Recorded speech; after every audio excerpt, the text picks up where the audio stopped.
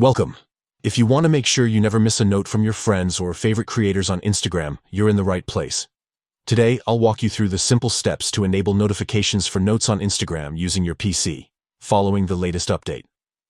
First, open your preferred web browser and head over to Instagram.com. Log into your account if you haven't already. Once you're in, look to the left side of your screen.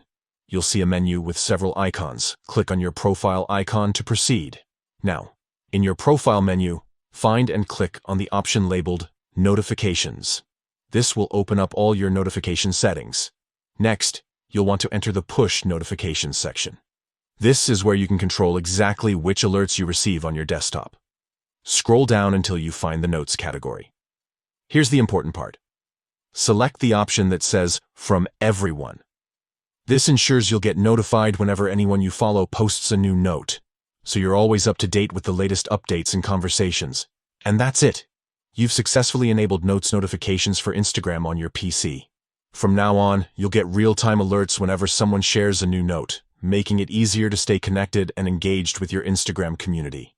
If you found this guide helpful, consider sharing it with friends who might also want to stay updated with Instagram Notes. Thanks for watching, and enjoy your more connected Instagram experience.